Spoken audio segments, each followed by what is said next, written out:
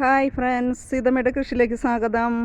ഇന്ന് ഞാൻ തോരൻ വയ്ക്കാൻ പോകുന്നത് മത്തയിലയാണ് കേട്ടോ. ഇതാണ് മത്ത. കണ്ടോ?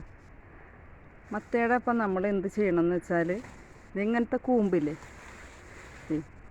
ഇങ്ങനത്തെ കൂമ്പ് ഇവിടെ വെച്ച് എരിഞ്ഞെടുക്കാം. കണ്ടോ? ഇതാണ് ഈ കൂമ്പാണ് നമ്മളെടുത്ത് കറി വയ്ക്കുക. അപ്പം മത്തണെങ്കിൽ കണ്ടമാനം പടർന്ന് അകലേക്ക് പോവുകയില്ല. അപ്പം നമുക്ക് കറിയായി.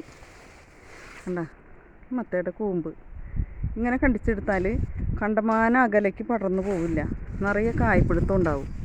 അപ്പോൾ ഈ തണ്ടടക്കം കൂമ്പല നോക്കി നമ്മൾ എരിഞ്ഞെടുക്കാം. ഈ കൂമ്പല നോക്കി എരിഞ്ഞെടുത്തിട്ട് നമ്മൾ എന്ത് ചെയ്യണമെന്ന് വെച്ചാൽ നന്നായിട്ട് കഴുകുക. ഏതുമ്പോൾ കായ് പിടിച്ചിട്ടുണ്ടെന്നാലും കായയുടെ ഇപ്പുറത്ത് വെച്ച് നമ്മൾ കണ്ടിച്ചെടുത്താൽ മതി. കേട്ടോ? അപ്പം അധികം പൊക്കമൊന്നും വെച്ച് കുറേ ദൂരേക്ക് പോവില്ല. ഇത് ചെറിയ ഇനം മത്തയാണ് കേട്ടോ. നിറയെ മത്തക്കായ ഉണ്ടാവും. അപ്പോൾ കായ് പിടിച്ച് തുടങ്ങിയിട്ടുണ്ട്. അപ്പം നിറയെ കായകൾ ഉണ്ടാവാനും പിന്നെ നമുക്ക് ഒരു തോരനുമായി. കർക്കിടക മാസമല്ലേ, ഓരോ ദിവസവും ഓരോ തരം ഇലക്കറികളാണ് കറി വയ്ക്കുന്നത്. കേട്ടോ? ഇങ്ങനെയാണ് മത്തയുടെ കൂമ്പ് എടുക്കേണ്ടത് കറി വയ്ക്കാൻ.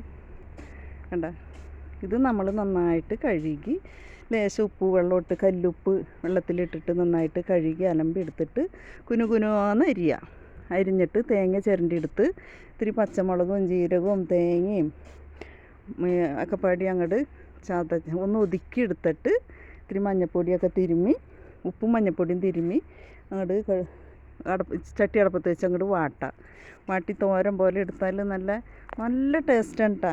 കുഴയൊന്നുമില്ല, നല്ല പനുപനുന്നിരിക്കും തോരൻ.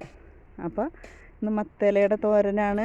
അപ്പോൾ എല്ലാവരും ഇത് ചെയ്യുക, ലൈക്ക് ചെയ്യുക, സബ്സ്ക്രൈബ് ചെയ്യുക, സപ്പോർട്ട് ചെയ്യുക. എല്ലാവരും മത്തയില തോരൻ വയ്ക്കുക കേട്ടോ. ഓരോ ദിവസവും ഓരോ ഇലക്കറിയുമായി അധികം വൈകാതെ വരുന്നതാകുന്നു. ബായ്.